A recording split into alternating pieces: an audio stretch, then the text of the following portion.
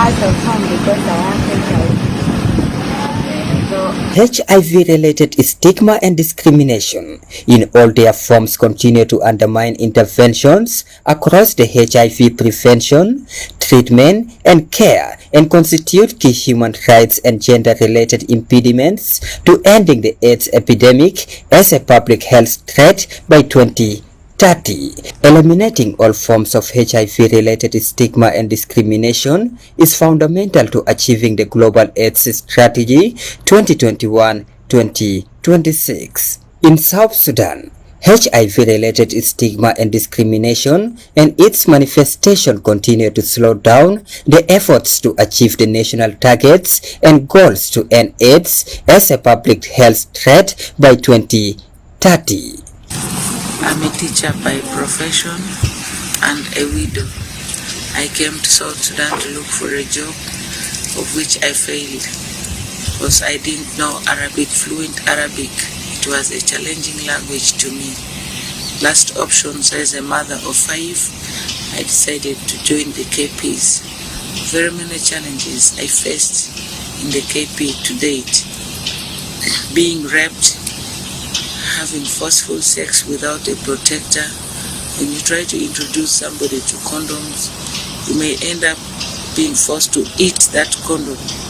I was even ended up being taken to police custody for 3 weeks. In the custody, I faced a lot of challenges. At night, men come for me, they pick me while my eyes are tied. They go and rape me and bring me back. The settings where stigma and discrimination occur go beyond the healthcare setting to include education, the workplace, the justice system, community, and emergency and humanitarian settings. According to UNAIDS, globally, HIV-related stigma and discrimination significantly impacts negatively on the health, lives, and well-being of people living with HIV. Before I get out of home, things were done to me that pains my heart the most. You cannot play with the kid. You cannot touch even a cup of water at home. Even a saucepan of cooking, you cannot touch. Everything of mine was divided to me alone at home. If I don't have water inside the house that I'm sleeping in, I just stay. I cannot go and touch any cup and get water from the kitchen. Now life becomes difficult for me. To reduce stigma, inequality, and all forms of discrimination towards women and girls, key and vulnerable population, and other marginalized communities in South Sudan, an organization established in 2013 by women and girls living with HIV, known as National Empowerment of Positive Women United, NEPO, have been responding to HIV prevention, treatment, care, and support.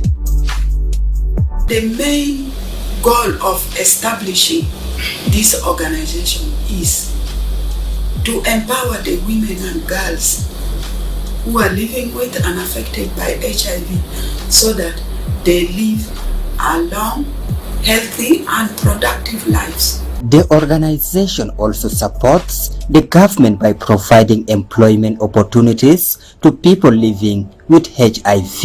NEPO said they are facing challenges from parents who rejected their children because they were tested positive, but who later returned to take their children by force when they reach the age of 12 and 14 years old to marry them off. Jana lagi gene ma usura ankol ma mara takan na zema dar jana de kibet na mana ligo jana de di no fi juata jedadat ngatalo kristal tamoyo jana de gashara moyo fogo fa bika gi kutulo akil fikis jana de gashara prakol akil fikis yan gomas fikis mtanyana de mafi o mela jana de bakati mo zatu fikisi mafi so mi zamana na roa fi bed jana da na jana de para fora ana kamana shanbar kuma ta jana de kan ana bara shiri jana de tutamana ya la hada sana ge hafsi jana de. From 2020, NEPO had been providing support to over 50 children and adults living with HIV. Thanks to support from partners, including the Global Fund through the United Nations Development Program UNDP, the American government, among other donors. I was sent out of home because I have HIV. So when I was sent out of home, the office of NEPO helped me a lot with the advice. And even when I tell them that I'm out of school, the office of NEPO, they try to help me come to school. They pay my fee. And I'm really very happy. Reducing stigma and discrimination requires a collective responsibility. As a result, NEPO is collaborating with the South Sudan Network of People with HIV and the South Sudan HIV/AIDS Commission. What we have is the policies. If somebody discriminated, this is what we want to put as a law now. We ask the government to help us. Let's have this discrimination control. And if there is anyone who said this person is HIV positive or call other names, he has to go to prison because of it. And these are the laws we need to establish. According to the program records, in South Sudan, the people living with the virus are around 160,000, but out of that, only 67,000 are on treatment.